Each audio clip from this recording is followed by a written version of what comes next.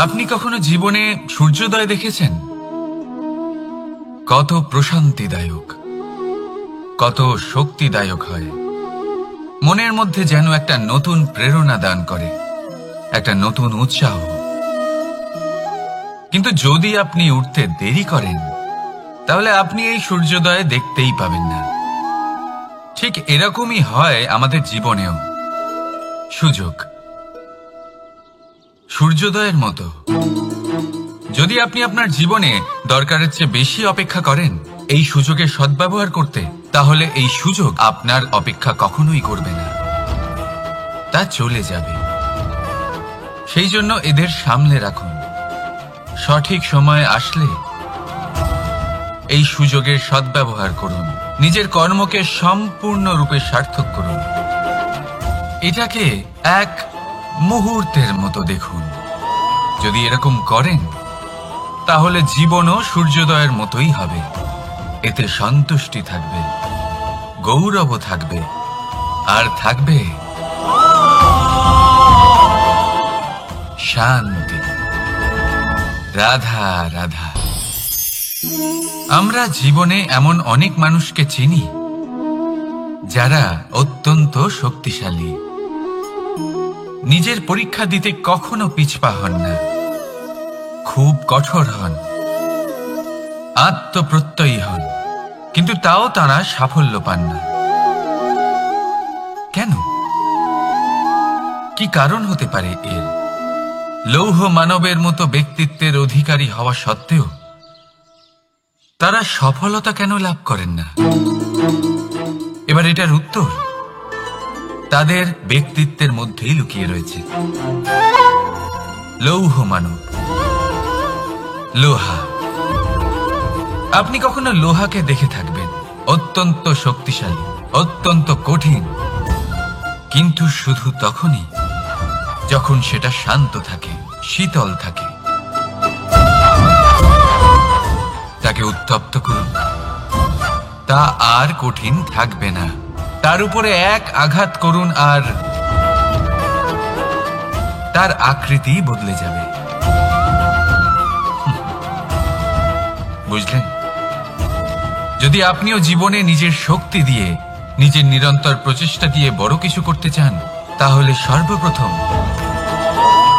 একে শান্ত করে রাখুন, একে শীতল করে রাখুন। জীবনে যা পেয়েছেন তাতেই সন্তুষ্টি পেতে শিখুন। এই ক্রোধের তাপে নিজেকে বদলাবেন না। চিনতে শিখুন সেই চিন্তাগুলো যা ক্রোধ বাড়িয়ে দেয়, আর সেগুলোকে শেষ করে দিন, নয়তো সেই রাগ আপনার পতন অবশ্যই ঘটাবে। রাধা রাধা। আমরা অনেকবার লোকের থেকে এই কথা শুনেছি, জীবনে যখনই ধন অর্জন করবে বাঁচিয়ে রাখবে। কি হয়, কঠিন পরিস্থিতিতে আপনার খারাপ সময় তা আপনার কাজে আসে। কিন্তু এই কথা কি 100% সত্যি? ভাবুন, এই সমস্ত ধন যে আপনি অর্জন করেছেন তা কি আপনাকে সুস্বাস্থ্য দিতে পারবে? এই সমস্ত ধন কি আপনাকে সুখ এনে দিতে পারবে? পারবে না, তাই না? চলুন আমি আপনাকে একটা কথা বলি। পরমেশ্বর, ঈশ্বর, যদি এই ঈশ্বরের ওপর আপনি বিশ্বাস রাখেন, সর্বদাই ভালো কাজ করেন, সবার মধ্যে প্রেম ছড়িয়ে দেন, আর সবার জন্য শুধু ও শুধুমাত্র শুভ কামনা করেন, তাহলে আপনার সাথে কখনো কোনো খারাপ হতে পারে না। তাই সময় বদলান, সময় বদলানোর উপকরণ নয়। আর ভালোবেসে বলুন রাধা রাধা। অনেকবার আমাদের দৃষ্টিভঙ্গি এমন হয়ে থাকে যে আমাদের আসল সত্যের থেকে অনেকটা দূরে নিয়ে যায়। আমরা যেরকম দেখি সেরকম সবসময় হয় না। এবারে দেখুন না, আমরা মানুষেরা, আমাদের ভালো লাগে, আমরা কোথাও গেলাম, আমাদের স্বাগত জানানো হলো, আমাদের প্রশংসা করা হলো, কেউ আমাদের দিকে হাসি মুখে তাকালো, আমাদের ভালোবাসলো। চেনেন তাদেরও দিতে পারেন যাদের আপনি চেনেন না, ছোটদের দিতে পারেন, বড়দের দিতে পারেন, সবার জন্যই হলো এই হাসি। কিন্তু ক্রোধ, ক্রোধ তাদের উপরেই আসে যাদের আমরা জীবনে কখনো হারাতে চাই না, যাদেরকে আমরা অসম্ভব ভালোবাসি, যাদের জন্য আমরা আশা করি যে তাদের জীবনের পরবর্তী সময় সব সময় সুখময় হোক, উজ্জ্বল হোক। সেই জন্য আপনার জীবনের সমস্ত সেই ব্যক্তি যারা আপনার উপরে ক্রুদ্ধ হন, কটাক্ষ করেন, জরুরি নয় তিনি আপনার শত্রুই হবেন। হতে পারে সে হলো আপনার শুভাকাঙ্ক্ষী, যিনি আপনার শুধুমাত্র ভালোই চান, যিনি আপনার জন্য একটা সুন্দর ভবিষ্যৎ চান। সেই জন্য সবসময় মন দিয়ে অন্যের কথা বোঝার প্রয়াস করুন। আপনি জানতে পারবেন তাদের কর্মের ধর্ম কি হতে পারে, আপনি জানতে পারবেন তাদের ক্রোধের মর্ম কি হতে পারে। রাধা রাধা। জীবনের এই পথে এগোতে এগোতে আমরা কোথাও থেমে যাই, আমরা জানি না কেন। আমরা চেষ্টা করি যেন আমরা সামনে এগোতে পারি, কিন্তু এরকম হয় না। কি কারণ হতে পারে এর? আসুন আমি আপনাকে বোঝাই। মনে করুন আপনি কোনো রাস্তায় হাঁটছেন, আপনার পা মুচকে গেল, আপনি পায়ে আঘাত পেলেন। এখন এই আঘাত যদি আপনাকে পথ চলতে বাধা দেয়, তখন আপনি থেমে যান। যদি আপনার ভাবনা চিন্তা ক্ষুদ্র হয়, তাহলে আপনি জীবনে কখনোই এগোতে পারবেন না। ভেঙে যাওয়া কলম দিয়ে আপনি কখনো চিঠি লিখতে পারবেন না। ঠিক সেইভাবেই যদি আপনার মনে অন্যের জন্য হিংসা থাকে, তাহলে আপনি আপনার নিজের ভাগ্য লিখতেই পারবেন না। কাজের প্রতি আলস্য আপনাকে কখনো ধনী হতে দেবেই না, আর ধনের প্রতি লোভ তা আপনাকে কখনো মহান হতে দেবে না। ছোট একটা কথা, কিন্তু এ হলো অত্যন্ত গুরুত্বপূর্ণ। ভাবনা চিন্তা অবশ্যই করুন, আর বোঝার চেষ্টা করুন সেটা যা আপনি বুঝতে চান।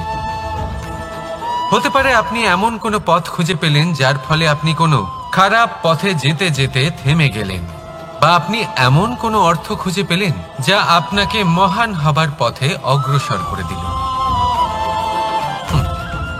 রাধা রাধা। অহংকার এ হলো ছোট একটা শব্দ, কিন্তু এর প্রভাব অত্যন্ত বৃহৎ হয়ে থাকে। আর সব থেকে বড় সমস্যা হলো মানুষ আজ অবধি বুঝতেই পারেনি যে এই অহংকারের বাস্তব রূপ কিরকম। কেউ একে গর্বের নাম দেন, কেউ একে আত্মসম্মানের নাম দিয়ে থাকেন, এবং কোথাও একটা এমন সময় চলে আসে যখন সময় এই অহংকারকে ভেঙে খান খান করে দেয়। আর তখন না গর্ব আপনাকে বাঁচাতে পারে, না আপনার আত্মসম্মান। এখন যদি আপনাকে উদাহরণ দিই, তাহলে যেখানে আপনি বসে আছেন সেই ঘরেই ওপরে তাকান, সেই ছাদের দিকে। যদি এই ছাদ অহংকার করতে থাকে যে দেখো আমি তো সব থেকে উঁচু জায়গায় আছি, আমার চেয়ে ওপরে আর কেউ নেই, আমি এই ঘরে থাকা সমস্ত ব্যক্তিকে ছায়া প্রদান করি, যদি এই অহংকার এসে যায় তাহলে কি? একবার ভেবে দেখুন, যদি পরের দিন তার উপর আরো একটা তলা বানিয়ে দেওয়া হয় তাহলে কি? এই ছাদ যার নিজের উঁচু হবার অহংকার ছিল, যে সব থেকে ওপরে ছিল, সে এবার পায়ের তলায় চলে এসছে। এটাই হয়ে থাকে। মনে কখনোই অহংকার পোষণ করবেন না। যদি মনের মধ্যে কিছু রাখতে চান, তাহলে প্রেমের ভাব রাখুন, স্নেহ রাখুন। এই অহংকারকে আপনি যা ইচ্ছে নাম দিন, গর্ব হোক, আত্মসম্মান হোক, এর দ্বারা আপনার কোনোভাবেই কোনো লাভ হবে না। তাহলে এই অহংকারকে ত্যাগ করুন, আর আমার সাথে ভালোবেসে বলুন রাধা রাধা। একটা সিদ্ধান্ত। এই জীবনে একটা সিদ্ধান্তের গুরুত্ব কি হতে পারে তা কখনো ভেবে দেখেছেন? একটা সিদ্ধান্ত সেই ভিত্তি হতে পারে যা আপনার পুরো জীবনকে বদলে দিতে পারে। এই সমস্ত সংসারকে বদলে দিতে পারে, ভবিষ্যৎ বদলে দিতে পারে।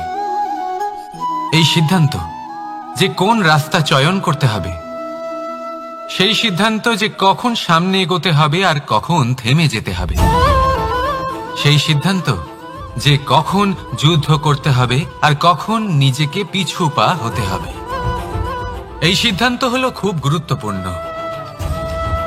আর আপনি তো এই সংসারে একা নন, তাই আপনার একটা সিদ্ধান্ত শুধু আপনার জন্যই নয়, সমস্ত সংসারের জন্য গুরুত্বপূর্ণ হতে পারে। এবার এই সিদ্ধান্ত আপনারই হবে। ভাবনা চিন্তা করে নেবেন, সাফল্য পাবেন। রাধা রাধা। ভবিষ্যৎ। সংসারে এমন কোন ব্যক্তি আছেন যিনি নিজের ভবিষ্যতের বিষয়ে ভাবেন না?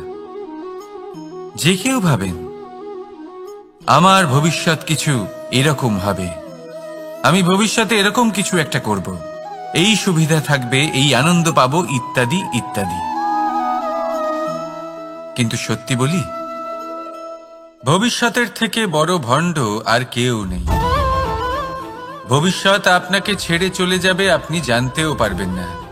ভবিষ্যৎ আপনার থেকে আপনার বর্তমান কেড়ে নেবে। অনেক সময় আমরা ভবিষ্যতের বিষয় ভাবতে থাকি, দুশ্চিন্তা করতে থাকি, ভবিষ্যৎ দিয়ে নিজেকে এতটাই ঘিরে ফেলি যে বর্তমান কি তা ভুলেই যাই, তার বোধই আমাদের থাকে না। ভাবুন, ভবিষ্যৎ কি? ভবিষ্যৎ হলো সেটাই যা এখনো পর্যন্ত ঘটেনি। বর্তমান হলো সেটা যা এখন ঘটছে। তাহলে যা এখনো ঘটেইনি তার বিষয়ে দুশ্চিন্তা করে নিজেকে ব্যতিব্যস্ত কেন করছেন? এই বর্তমান, এটাই হলো গুরুত্বপূর্ণ। এর উপরে সমস্ত ভাবনা কেন্দ্রীভূত করুন। মনে লক্ষ্য অবশ্যই রাখুন, কিন্তু পুরো মনোযোগ শুধু বর্তমানে থাকবে। এই বর্তমানকে যদি সামলে নিতে পারেন, তাহলে আপনার ভবিষ্যৎ এমনি উজ্জ্বল হয়ে উঠবে। তাহলে আসুন আমার সাথে ভালোবেসে বলুন, রাধা রাধা। সময়। কথায় আছে, আমাদের জীবনের প্রত্যেক মুহূর্ত স্বর্ণর মতো হয়। এবার হয় আমরা একে নিজেদের কাছে রাখতে পারি, বা একে আমরা চলে যেতে দিতে পারি। কারণ এই ছোট ছোট মুহূর্তই আছে যা আমাদের জীবনকে গড়ে তোলে। এখন এই জীবন কেমন হবে তা আমাদের উপর নির্ভর করে। যদি আপনি একটা মুহূর্তের যত্ন না নেন, যদি আপনি এক মুহূর্ত ভালো না বাসেন, যদি আপনি এক মুহূর্ত স্নেহের আনন্দ না উপভোগ করতে পারেন, তাহলে দেখতে দেখতেই আপনার সমস্ত সময় নষ্ট হয়ে যাবে, আপনি জানতেও পারবেন না। অর্থাৎ এই সময় স্বর্ণ হতে পারে না। তবে আমরা একে স্বর্ণ বানিয়ে নিতে পারি আমাদের চেষ্টার মাধ্যমে। এই সময় শুধু একটি লাঙল যা মাটির সাথে লড়াই করতে পারে, আর কিছু নয়। একটা অত্যন্ত গুরুত্বপূর্ণ কথা মনে রাখবেন, আপনার কাছে শুধু সময় আছে। এবার আপনি এটা দিয়ে স্বর্ণ বানাবেন, না ঘুমিয়ে স্বপ্ন দেখে একে নষ্ট করবেন, সিদ্ধান্ত আপনারই। রাধা রাধা। ভগবান।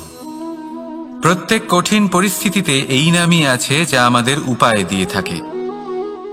ব্যক্তি যান, ভগবানের পুজো করেন, আরাধনা করেন, ব্রত পালন করেন, মন্দিরে যান, পুজো পাঠ করেন, ভগবানকে জাগিয়ে তোলেন। আর তারপর শুরু হয় সমস্ত প্রশ্ন। হে ভগবান, আমার সাথে এরকম কেন হচ্ছে? কেন আমারই জীবনে এত দুঃখ আছে? আমি কিভাবে এর সম্মুখীন হব? আমাকে কেন এত কষ্ট ভোগ করতে হচ্ছে? হে ভগবান, আমি কি করব? আমাকে সাহায্য করুন, কোনো রাস্তা দেখান।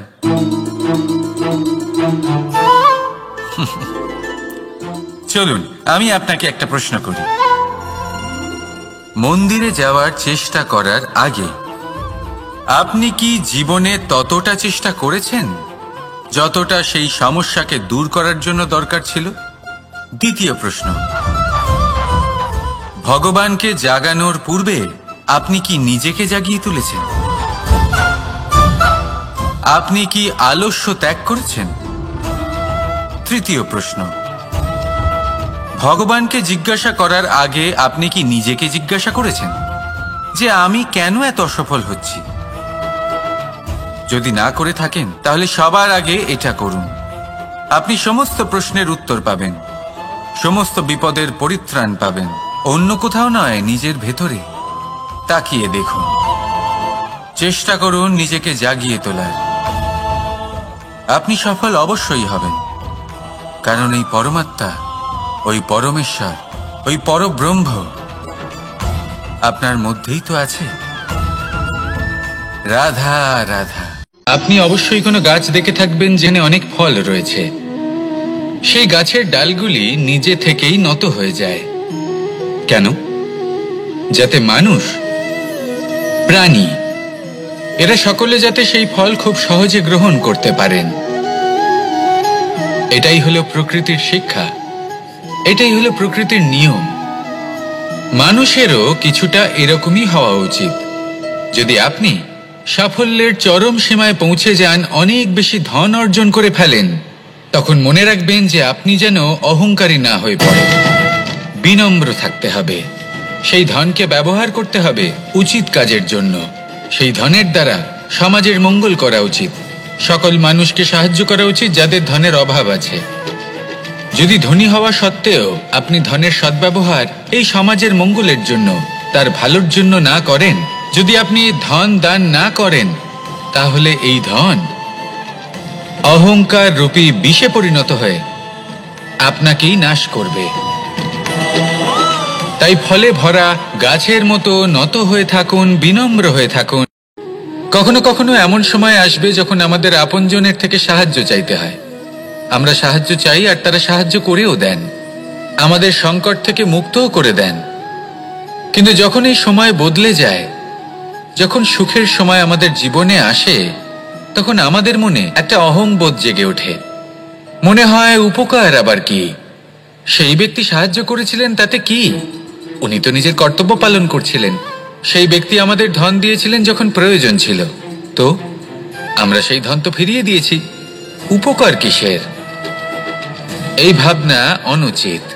যদি কোনো ব্যক্তি আপনাকে সাহায্য করে থাকে যখন কেউ করেনি, যখন আপনার সবথেকে বেশি প্রয়োজন ছিল, সেই সাহায্য অমূল্য, আর সেটা উপকারী বটে। যদি কেউ উপকার করেন, তাহলে বিনম্র চিত্তে ভালোবেসে আজীবন তার উপকারের প্রতি কৃতজ্ঞ থাকুন। কারণ সত্যি কথা বলতে এই সংসারে উপকার করার মতো ব্যক্তি খুব কম রয়েছেন, আর উপকারের কথা মনে রাখেন এমন কৃতজ্ঞ ব্যক্তি আরো কম। সেই জন্য জীবনে কৃতজ্ঞ থাকুন আর আমার সাথে ভালোবেসে বলুন রাধা রাধা। এবার ধরুন আমাকে দ্বারকা থেকে হস্তিনাপুর যেতে হবে, আর পথে আমি প্রত্যেকটা এমন স্থানে দাঁড়াচ্ছি যেখানে আমার মন আপ্লুত করার মতো কোনো দৃশ্য দেখতে পাচ্ছি, বা কোনো ব্যক্তিকে দেখতে পাচ্ছি, বা কোনো প্রসঙ্গ দেখতে পাচ্ছি, বা কোনো নাটক দেখতে পাচ্ছি। তাহলে কি আমি কখনো হস্তিনাপুরে উচিত সময়ে পৌঁছতে পারবো? কখনোই নয়। মানুষকেও ঠিক এই কথাটাই মাথায় রাখতে হবে।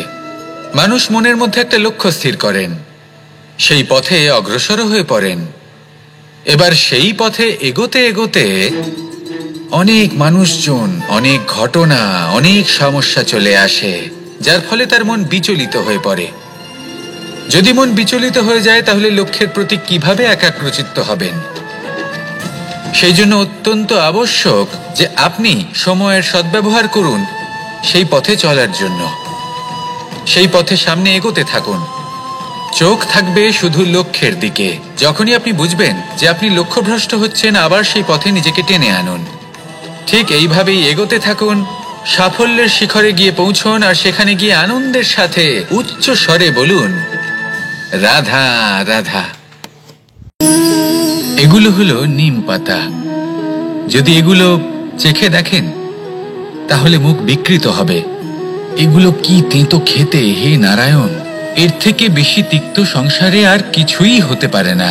হয়তো আপনি এগুলো ফেলেও দেবেন, কিন্তু যদি এই স্বাদের ঊর্ধ্বে উঠে এই নিমের বিষয়ে আপনারা জানতে চেষ্টা করেন, তাহলে আপনি জানতে পারবেন যে এই নিম কতটা বেশি গুরুত্বপূর্ণ, কত গুরুত্বপূর্ণ ওষুধ, আর আমাদের শরীরের জন্য কতটা বেশি লাভজনক। এই নিম, এর মধ্যে অনেক রোগের উপশম নিহিত রয়েছে। এবার জীবনে আমরা বিভিন্ন মানুষের সাথে পরিচিত হই, নেত্র দ্বারা তাদের দেখি, কিন্তু তাদের আমরা খুব একটা পছন্দ করি না। সেক্ষেত্রে আমাদের কি করা উচিত? অন্তর মন দিয়ে তাদের দেখা উচিত। ওনাদের রূপ রং নয়, ওনাদের ব্যবহার, ওনাদের গুণাবলী দেখা উচিত। কারণ হতে পারে ঠিক যেমন নিম পাতা বাস্তবে খুব তেতো কিন্তু আমাদের শরীরের পক্ষে লাভজনক, সেইভাবেই এইসব মানুষ যাদের দেখলে আমাদের ভালো লাগে না, যাদের রূপ রং আমাদের পছন্দ হয় না, হয়তো সেই মানুষগুলোই আমাদের জীবনকে পূর্ণরূপে পাল্টে দিতে পারেন। হতে পারে তাদের মধ্যে এমন ক্ষমতা রয়েছে, আমাদের সুখ, শান্তি, প্রেরণা প্রদান করতে পারেন, আমাদের দুঃখ হরণ করতে পারেন, আমাদের পথ দেখাতে পারেন। সেই জন্য যখনই কোনো ব্যক্তিকে দেখবেন, চর্মচক্ষু নয় অন্তর্মন দিয়ে দেখবেন, রূপ রং নয় গুণাবলী দেখবেন। মানুষকে আরো ভালোভাবে বুঝতে পারবেন, আর এই মন প্রসন্ন হয়ে বলবে, রাধা। আমি দ্বারকাধীশ এবং আমার সভাতে বিভিন্ন সময় বিভিন্ন ধরনের মানুষ আসেন, নিজেদের দাবি নিয়ে, নিজেদের ইচ্ছে নিয়ে। কখনো কেউ ভোজন চান, আবার কখনো কেউ ওষুধ, কখনো কেউ বস্তু চান, কেউ আবার চান বস্ত্র। কারোর জ্ঞান চাই, কারোর ধন চাই, আবার কারোর বাসস্থান। অনেক সময় আমি এই অনুরোধ, এই ইচ্ছে পূর্ণ করি না। এবার আপনি এটা ভাবতেই পারেন যে কৃষ্ণ তো তাহলে লোভী, ওর কাছে তো সবকিছুই রয়েছে, তারপরেও সে নিজের প্রজার ইচ্ছে পূর্ণ করে না, তাদের সমস্যাগুলি বুঝতে পারে না, তাদের সুখ স্বাচ্ছন্দ্য প্রদান করে না। আসল সত্য হলো এটাই যে কোনো সবল ব্যক্তি, যে কোনো গৃহস্থ ব্যক্তি যে কাজ করতে সক্ষম, তার পরিশ্রম দ্বারাই নিজের প্রয়োজনগুলি এবং ইচ্ছেগুলি পূরণ করা উচিত। এটা অত্যন্ত প্রয়োজনীয়। আর এগুলো তিনি করতে পারেন শিল্প, ব্যবসা, আচরণ অথবা জ্ঞানের ভিত্তিতে। এই পথে চলতে হবে, পরিশ্রম করতে হবে, তবেই সে কিছু অর্জন করতে পারবে। এবার এমন কোনো ব্যক্তি যার এই সব কিছুতে কোনো রুচি নেই, যে কিছুই করতে চায় না, সে কিছুই অর্জন করতে পারবে না। এবার এরকম কোনো ব্যক্তিকে যদি আমি কোনো বস্তু প্রদান করি, তাহলে কি হবে? সে পরাধীন হয়ে যাবে, আর সেটা উচিত হবে না। তাহলে কি করা উচিত? তাকে পথ দেখানো, তাকে বোঝাতে হবে যে কোন পথে চলে তুমি নিজের লক্ষ্য প্রাপ্ত করতে পারবে। শিল্প, জ্ঞান, আচরণ এবং ব্যবসা, এই পথে কিভাবে চলে সেটা শেখাতে হবে। আর আমি সেটাই করি। তার ফলে কি হয়? ব্যক্তি স্বাধীন হয়ে যায়। সংসারে সে যা চাইবে তাই প্রাপ্ত করতে পারবে, কখনো কারোর থেকে কিছু চাইবার প্রয়োজন পড়বেই না। এই কথাটা সবসময় মনে রাখবেন। যখনই দান করবেন তা ভাবনা চিন্তা করে এমন ভাবে দান করবেন যাতে সামনের ব্যক্তি স্বাধীন হতে পারেন, পরাধীন নয়। আসুন আমার সাথে ভালোবেসে বলুন, রাধা রাধা। কিছু অত্যন্ত ভয়ানক, কিন্তু সত্যি কথা বলতে এর উপর আমাদের কোনো নিয়ন্ত্রণ নেই। কিন্তু আমি এমনও কিছু ব্যক্তিকে দেখেছি যারা খোলা চোখে স্বপ্ন দেখেন এবং তা যাপন করেন। নিজেদের একটা আলাদা স্বপ্ন নগরী আছে ওনাদের, সেখানেই জীবন যাপন করেন। আসল বাস্তবটা কি তাতে ওনাদের কিছুই যায় আসে না। এমন কিছু মানুষ আছেন যাদের কাছে বিন্দুমাত্র জ্ঞান নেই, সে না হয় ঠিক আছে, কিন্তু জ্ঞান এমন ভাবে প্রদান করবেন যে মনে হবে সংসারের সমস্ত জ্ঞান তাদের কাছেই রয়েছে। এমন কিছু মানুষ আছেন যারা ভালোবাসতে জানেন না, আর তাও আমি মেনে নিলাম, কিন্তু কথা এমন ভাবে বলবেন তাতে মনে হবে যেন প্রেমের বিষয়ে সবকিছু শুধুমাত্র ইনিই জানেন। এবার আমি এমন কথা অবশ্যই বলছি না যে আপনি এরকম করেন, কিন্তু যদি কোনো ব্যক্তি এরকম করেন তাহলে তার এটা মাথায় রাখা উচিত যে সেই ব্যক্তি অন্য কারোর সাথে নয়, নিজের সাথে অনুচিত করছেন। কারণ এমন কাজ করে উনি নিজের দোষ, নিজের অপগুণ সংসারের কাছে নয়, নিজের কাছে লুকোচ্ছেন। আপনি যদি নিজেকে বুঝতে না পারেন, সম্পূর্ণরূপে নিজেকে আকলন না করেন, নিজের অপগুণ, নিজের দোষ পূর্ণরূপে না বুঝতে পারেন, তাহলে এটা কি করে বুঝবেন যে নিজেকে কিভাবে শুধরে নিতে হবে? আপনাকে নিজের সত্য স্বীকার করতেই হবে, তারপরেই আপনি নিজেকে পরিবর্তন করতে পারবেন। তাহলে স্বপ্নে নয়, বাস্তবে বাঁচুন। বিগত দিনের কিছু কথা মনে পড়ে গেল, এক অদ্ভুত ঘটনা যা অমূল্য শিক্ষা দিয়ে যেতে পারে। বিষয় হলো যক্ষের সাথে যুধিষ্ঠিরের কথোপকথন। একবার যক্ষ যুধিষ্ঠিরকে জিজ্ঞেস করলেন, খুব গুরুত্বপূর্ণ আর কঠিন একটা প্রশ্ন ছিল, এই সংসারের সব থেকে শ্রেষ্ঠ আশ্চর্য কোনটি? এই প্রশ্ন আমি আপনাকে জিজ্ঞেস করছি। এবার কেউ বলবেন স্বর্ণ দ্বারা নির্মিত লঙ্কা, এটি হলো সংসারের সব থেকে বড় আশ্চর্য। কেউ বলবেন বরফে ঢাকা সেই পর্বত যা আকাশ স্পর্শ করে। কেউ বলবেন সেই সমুদ্র যার গভীরতা মাপা অসম্ভব ব্যাপার। কেউ বলবেন সেই বায়ু যা আমরা দেখতে পাই না, কিন্তু তা আমাদের জীবন দান করে। সংসারের সব থেকে বড় আশ্চর্য কি, সেই প্রশ্নের উত্তর যুধিষ্ঠির দিয়েছিলেন, আর তা ছিল শ্রেষ্ঠ উত্তর এবং উচিত। উনি বলেছিলেন যে সংসারে প্রতিদিন কোনো ব্যক্তি জন্ম লাভ করেন আর কোনো ব্যক্তি মৃত্যুও লাভ করেন। এবার এই কথাটা সবাই জানেন, সবাই বোঝেন যে যখন জন্মেছি তখন কোনো একদিন আমিও অবশ্যই মৃত্যু লাভ করব। এবার যখন এই কথা প্রত্যেকটা মানুষ জানেন, তখন কেন প্রত্যেক মানুষ এই চিন্তায় থাকেন, এই নিয়ে কষ্ট পান, এই নিয়ে ব্যাকুল হয়ে থাকেন যে উনি একদিন মৃত্যু লাভ করবেন? তার থেকে দূরে পালাতে চেষ্টা করেন, বলেন যে আমি মৃত্যু লাভ করতে চাই না। কেন? যেখানে কোনো না কোনো দিন এটা অবশ্যই হবে। এ হলো ব্রহ্ম সত্য। এই যে ব্যাকুলতা, এই ভয়, এই যন্ত্রণা, এই চিন্তা তার মনকে বাঁচতেই দেয় না, এই জীবন অনুভবই করতে দেয় না। সেই জন্য এই চিন্তা, ব্যাকুলতা, ভয় এসবের কি লাভ? কোনো লাভ নেই। সেই জন্য যতক্ষণ জীবনযাপন করছেন প্রত্যেক মুহূর্ত যেন শ্রেষ্ঠ হয়, আনন্দময় হয়, প্রেমের দ্বারা পরিপূর্ণ হয়, সেই চেষ্টা করুন। চেষ্টা করুন যাতে আপনি যে কাজ করছেন তার দ্বারা যেন অন্যের মঙ্গল হয়। এই প্রচেষ্টাই আপনার জীবনকে প্রসন্নতা আর প্রেম দ্বারা ভরিয়ে তুলবে। এই মন সুপ্রসন্ন হয়ে বলবে রাধা রাধা। এবার যদি আপনাকে জিজ্ঞেস করা হয় যে সব থেকে বেশি শক্তির অনুভব কোথা থেকে করা সম্ভব, তখন কেউ কেউ বলবেন পুষ্টিকর আহার গ্রহণ করলে, ব্যায়াম করলে।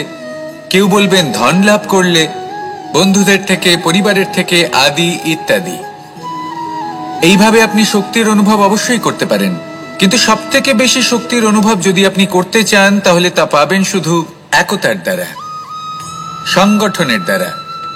যদি আপনাকে উদাহরণ দিই, নিজের এই হাতটাকে দেখুন, 5টা আঙুল রয়েছে। কোনো একটা বস্তুকে নিজের একটা আঙুল দ্বারা তুলে ধরার চেষ্টা করে দেখুন, বড়ই কষ্ট হবে। তখন আপনি বুঝতে পারবেন যখন এই 5টি আঙুল একত্রিত হয় তখন কোনো কাজ কতটা সহজ হতে পারে। এটাই হলো শক্তি, একতার। সব থেকে ভালো উদাহরণ যদি আপনাকে দিই তাহলে বাঁশি। এই বাঁশি থেকে অত্যন্ত মধুর সুর নির্গত হয় যা সবার মন প্রসন্ন করে দেয়। এই কথা সত্যি, কিন্তু এই বাঁশি আমি একটা বা দুটো আঙুল দিয়ে বাজাতে পারবো না। আমাকে প্রত্যেকটা আঙুল ব্যবহার করতেই হবে, তবেই এর থেকে মধুর সুর নির্গত হবে যা সকলকে প্রসন্ন করবে। ঠিক কিনা? ঠিক এইভাবেই যদি আপনি চান যে আপনার জীবনরূপী বাঁশি থেকেও মধুর সুর নির্গত হোক বা সবার মনকে প্রসন্ন করে তুলুক, তাহলে আপনাকেও জীবনে একতা নিয়ে আসতেই হবে। আপনি একাও কর্ম করতে পারেন, পথ চলতেও পারেন, সামনেও এগোতে পারেন, সাফল্যও লাভ করতে পারেন।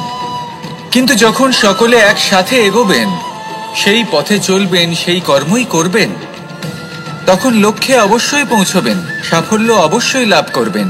কিন্তু সেই সাফল্য এবং তার আনন্দর সংমিশ্রণটাই একটু অন্যরকম হবে। তাই জীবনে ঐক্যবদ্ধ হন, একসাথে মিলে এগোতে থাকুন, আর আমার সাথে ভালোবেসে বলুন রাধা রাধা। 2 ধরনের আবেগ রয়েছে যার কোনো মূল্য নেই। আমার কথার অর্থ এটা নয় যে আপনি খুঁজে পেতে চান। আপনি কোনো পুষ্পের সৌন্দর্য দেখে প্রসন্ন হতে পারেন।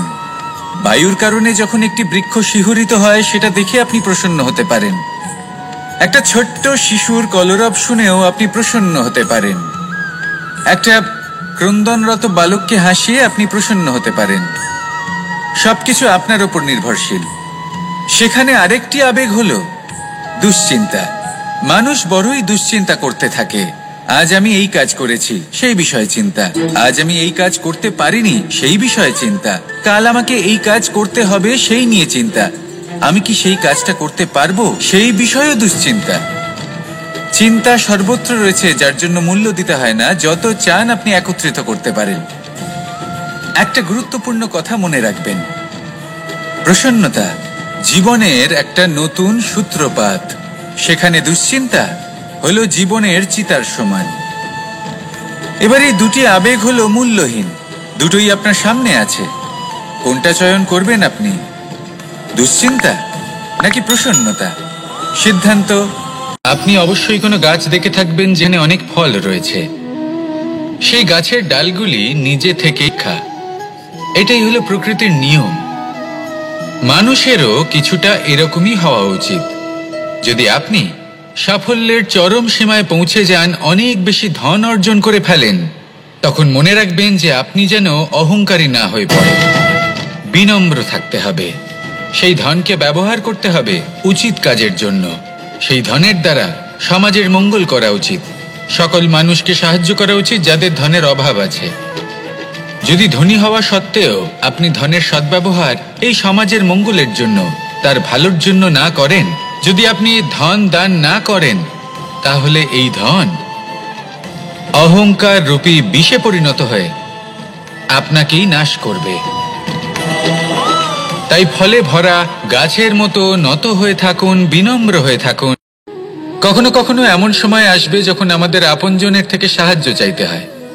আমরা সাহায্য চাই আর তারা সাহায্য করেও দেন, আমাদের সংকট থেকে মুক্তও করে দেন।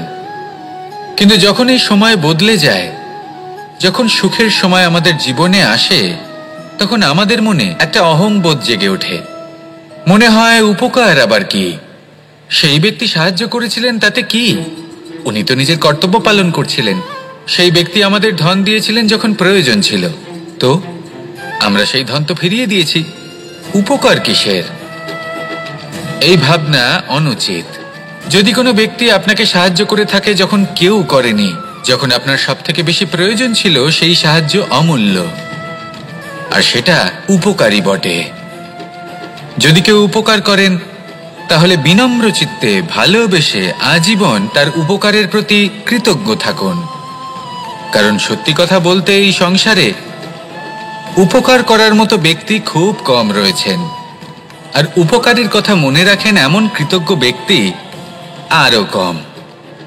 সেই জন্য জীবনে কৃতজ্ঞ থাকুন আর আমার সাথে ভালোবেসে বলুন, রাধা রাধা। এবার ধরুন আমাকে দ্বারকা থেকে হস্তিনাপুর যেতে হবে, আর পথে আমি প্রত্যেকটা এমন স্থানে দাঁড়াচ্ছি যেখানে আমার মন আপ্লুত করার মতো কোনো দৃশ্য দেখতে পাচ্ছি, বা কোনো ব্যক্তিকে দেখতে পাচ্ছি, বা কোনো প্রসঙ্গ দেখতে পাচ্ছি, বা কোনো নাটক দেখতে পাচ্ছি।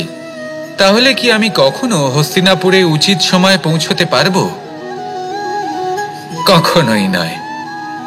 মানুষকেও ঠিক এই কথাটাই মাথায় রাখতে হবে। মানুষ মনের মধ্যে একটা লক্ষ্য স্থির করেন, সেই পথে অগ্রসর হয়ে পড়েন। এবার সেই পথে এগোতে এগোতে অনেক মানুষজন, অনেক ঘটনা, অনেক সমস্যা চলে আসে, যার ফলে তার মন বিচলিত হয়ে পড়ে। যদি মন বিচলিত হয়ে যায়, তাহলে লক্ষ্যের প্রতি কিভাবে একাগ্রচিত্ত হবেন? সেই জন্য অত্যন্ত আবশ্যক যে আপনি সময়ের সদ্ব্যবহার করুন সেই পথে চলার জন্য। সেই পথে সামনে এগোতে থাকুন, চোখ থাকবে শুধু লক্ষ্যের দিকে।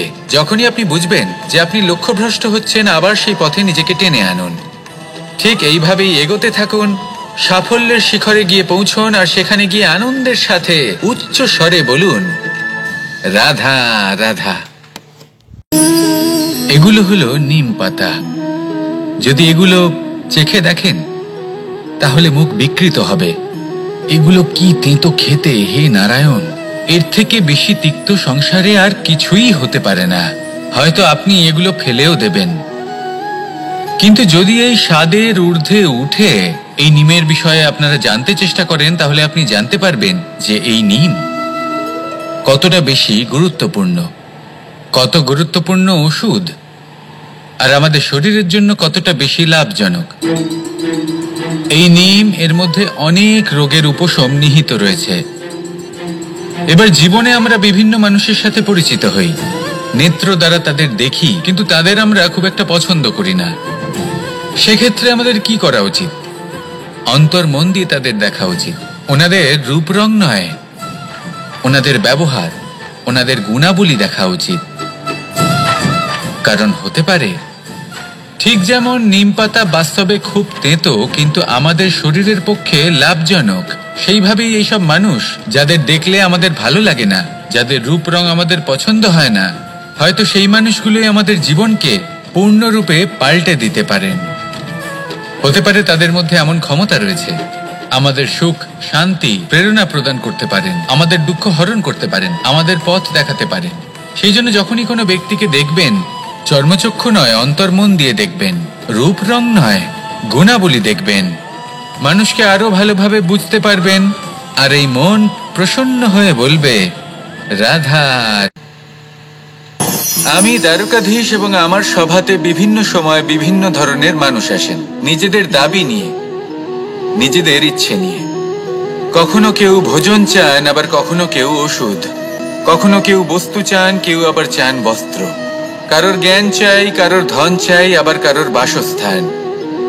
অনেক সময় আমি এই অনুরোধ, এই ইচ্ছে পূর্ণ করি না। এবার আপনি এটা ভাবতেই পারেন যে কৃষ্ণ তো তাহলে লোভী, ওর কাছে তো সবকিছুই রয়েছে, তারপরেও সে নিজের প্রজার ইচ্ছে পূর্ণ করে না, তাদের সমস্যাগুলি বুঝতে পারে না, তাদের সুখ স্বাচ্ছন্দ্য প্রদান করে না। আসল সত্য হলো এটাই যে কোনো সবল ব্যক্তি, যে কোনো গৃহস্থ ব্যক্তি যে কাজ করতে সক্ষম, তার পরিশ্রম দ্বারাই নিজের প্রয়োজনগুলি এবং ইচ্ছেগুলি পূরণ করা উচিত। এটা অত্যন্ত প্রয়োজনীয়। আর এগুলো তিনি করতে পারেন শিল্প, ব্যবসা, আচরণ অথবা জ্ঞানের ভিত্তিতে। এই পথে চলতে হবে, পরিশ্রম করতে হবে, তবেই সে কিছু অর্জন করতে পারবে। এবার এমন কোনো ব্যক্তি যার এই সব কিছুতে কোনো রুচি নেই, যে কিছুই করতে চায় না, সে কিছুই অর্জন করতে পারবে না। এবার এরকম কোনো ব্যক্তিকে যদি আমি কোনো বস্তু প্রদান করি, তাহলে কি হবে? সে পরাধীন হয়ে যাবে, আর সেটা উচিত হবে না। তাহলে কি করা উচিত? তাকে পথ দেখানো, তাকে বোঝাতে হবে যে কোন পথে চলে তুমি নিজের লক্ষ্য প্রাপ্ত করতে পারবে। শিল্প, জ্ঞান, আচরণ এবং ব্যবসা, এই পথে কিভাবে চলে সেটা শেখাতে হবে। আর আমি সেটাই করি। তার ফলে কি হয়? ব্যক্তি স্বাধীন হয়ে যায়। সংসারে সে যা চাইবে তাই প্রাপ্ত করতে পারবে, কখনো কারোর থেকে কিছু চাইবার প্রয়োজন পড়বেই না।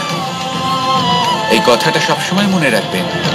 যখনই দান করবেন তা ভাবনা চিন্তা করে এমন ভাবে দান করবেন যাতে সামনের ব্যক্তি স্বাধীন হতে পারেন, পরাধীন নয়। আসুন আমার সাথে ভালোবেসে বলুন, রাধা রাধা।